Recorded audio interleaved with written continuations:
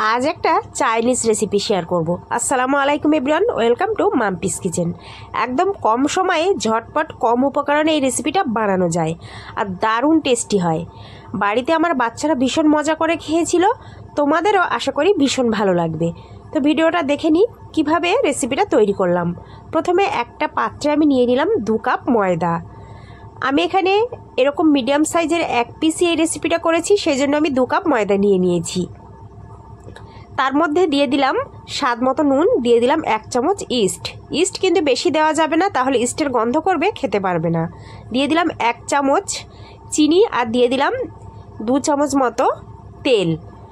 আমি এখানে সয়াবিন তেল ব্যবহার করছি, তোমরা চাইলে এখানে ঘি ব্যবহার করতে পারো। তারপর ভালো করে হাত দিয়ে মেখে নিয়ে কুসুম গরম পানি দিয়ে এটাকে ভালো একটা ডো তৈরি করে নেব, মানে সফট একটা ডো তৈরি করে নেব। তো আমাদের ডোটা রেডি হয়ে গেছে, তো ভালো করে একটু মথে নিচ্ছি। তারপর উপর থেকে একটু দিয়ে দিলাম সয়াবিন তেলটা দিয়ে ভালো করে আবারও সুন্দর করে ডোয়ের সাথে মেখে নিচ্ছি। তারপর ডোটা একটু টেনে টেনে আমি যেভাবে করছি তোমরা হাতের দিকে দেখলেই বুঝতে পারবে, আমি এইভাবে একটু সুন্দর করে ডোটা সেট করে নিচ্ছি। তারপর এইভাবে রেখে দেব প্রায় ওই 10 মিনিট মতো। আর হাতে যদি সময় থাকে, যদি অনেকটা সময় রাখতে পারো তাহলে কিন্তু আরও ভালো হয়। তো আমি তার ভিতরে যে পুরটা দেব, পুরটা আমি এখানে রেডি করে নিচ্ছি। তো একটা ফ্রাই প্যানে দিয়ে দিলাম তেল, তার মধ্যে পেঁয়াজ কুচি আর কাঁচা লঙ্কা কুচি দিয়ে দিয়েছি। তারপর একটু ভালো করে নাড়াচাড়া করে নিচ্ছি, দিয়ে দিলাম টমেটো কুচিটা দিয়ে ভালো করে আমি একটু নাড়াচাড়া করে নিচ্ছি। টমেটোটা একটু বেশ ভালো করে নাড়াচাড়া করে নেব। আর তোমরা আমার ইউটিউব চ্যানেলে যদি নতুন বন্ধু হয়ে থাকো, প্লিজ চ্যানেলটা সাবস্ক্রাইব করে রাখবে। আর ফেসবুক পেজ থেকে দেখলে পেজটাকে ফলো করে পাশে থাকবে। এরকম নিত্য নতুন রেসিপি আমার পেজে অনেক আছে, তোমরা চাইলে সেগুলো দেখে নিতে পারো। তারপর দিয়ে দিলাম স্বাদ মতো নুন, দিয়ে দিলাম ঝালের গুঁড়ো, তারপর দিয়ে দিলাম একটু জিরে গুঁড়ো। তারপর দেখতেই পাচ্ছ টমেটো একটু নরম মতো হয়ে গেছে। এই পর্যায়ে আমি দিয়ে দিচ্ছি ডিম। আমি আমার মতো পুরটা রেডি করছি, তোমরা চাইলে তোমাদের মতো করে একটু অন্যরকমভাবে পুর রেডি করতে পারো, বা এখানে চিকেনের পুরও রেডি করতে পারো। সবসময় তো বাড়িতে চিকেন থাকে না, তা চিকেন ছাড়া কিভাবে এই পুরটা বা এত সুস্বাদু টেস্টি খাবারটা খাবে, আমি সেইভাবে রেসিপিটা শেয়ার করছি।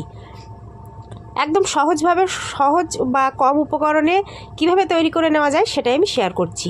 দিয়ে দিয়েছি একটু হলুদ গুঁড়ো, সেটাকে ভালো করে মিশিয়ে নিয়েছি। তারপর দিয়ে দিলাম একটু টেস্ট বাড়ানোর জন্য ম্যাগি মশলাটা দিলে টেস্টটা আরও একটু সুন্দর আসে। তারপর বেশ ভালো করে নাড়াচাড়া করে নিচ্ছে। দেখতেই পাচ্ছ অনেকটা কিন্তু শুকিয়ে এসেছে। পুরটা প্রায় আমাদের রেডি। তোমরা চাইলে এখানে একটু ধনেপাতাও অ্যাড করতে পারো, এতে কিন্তু দারুণ একটা ফ্লেভার আসে। তো পুরটা রেডি হয়ে গেছে, ওটা ঠান্ডা হতে থাক। এই পর্যায়ে আমার ডোটা দেখতেই পাচ্ছ অনেকটা কিন্তু ফুলে উঠেছে। তো আমি বাড়তি যে ভিতরে যে বাতাস, সে বাতাসটা বের করে দিয়েছি। তারপর অন্য একটা জায়গায় নিয়ে এটা ভালো করে একটু মথে নিচ্ছি। যত ভালো করে মথে নেব তত কিন্তু সফট হবে আর খুব সুন্দর হয়ে যাবে বিষয়টা। তো এইভাবে হাতের সাহায্যে কীভাবে আমি করে নিলাম দেখতেই পারলে। তা যে পাত্রে আমি বেলে নেব সেখানে একটু তেল মাখিয়ে নিলাম, আর যে বেলুন দিয়ে বেলবো তার উপর একটু তেল মাখিয়ে নিলাম। এবার এটা একটা জায়গায় রেখে একটু ভালো করে প্রেস করে নিচ্ছি। তারপর বেলুনের সাহায্যে একটু বেলে নিচ্ছি, খুব বেশি পাতলা করব না, এরকম মিডিয়ামভাবে আমি বেলে নিয়েছি। তারপর দিয়ে দিলাম 1 চামচ মেয়োনিজ, আর দিয়ে দিলাম 1 চামচ পাস্তা সস, মানে পাস্তা পিৎজাতে যে সসটা ব্যবহার করা হয় সেটা দিয়েছি। তারপর দিয়ে দিলাম টমেটো সস। আর এই টমেটো সসটা আমার নিজের হাতে তৈরি করা টমেটো সস, আমি এটা ডেসক্রিপশন বক্সে দিয়ে দেবো, লিঙ্কটা তোমরা দেখে নিতে পারো, আমি অলরেডি এটা আপলোড করে দিয়েছি। তারপর চামচের সাহায্যে এটা ভালো করে একটু ছড়িয়ে নেব।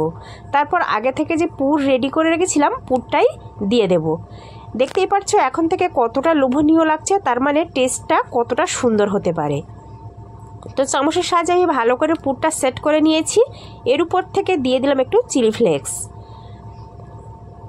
তারপর দিয়ে দিলাম একটু সাদা তিল। কতটা কালারফুল হয়েছে তোমরা নিজেরাই দেখতে পাচ্ছ। তারপর এরকম সাইড ধরে এরকমভাবে আমি আস্তে আস্তে এটাকে ফোল্ড করে নেব।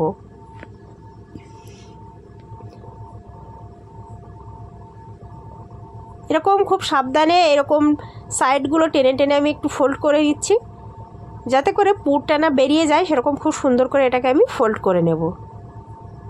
তারপর বাকি যে ময়দার অংশটা সেটা এইভাবে একটু ঘুরিয়ে একটু প্রেস করে দেব, তাহলে খুব সুন্দরভাবে এটা মিশে যাবে, দেখতে ভালো লাগবে বা পুরটা বেরিয়ে যাবে না।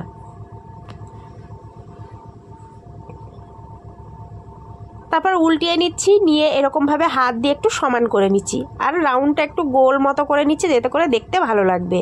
তারপর হাতের সাহায্যে আমি এরকম একটু ডিজাইন করে নিচ্ছি।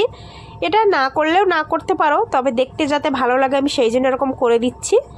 তারপর আগে থেকে একটা ডিমের কুসুম আমি এখানে ভেঙে ফেটিয়ে রেখেছিলাম, এটা একটু ব্রাশ করে দিচ্ছি উপর থেকে, এতে করে কালারটা একটু সুন্দর আসবে, আর কিছুই না। তোমরা এটা না চাইলেও না দিতে পারো, আমি দেখার সৌন্দর্যের জন্য দিয়ে দিচ্ছি। তারপর উপর থেকে একটু সাদা তিল এইভাবে আমি ছড়িয়ে দিচ্ছি।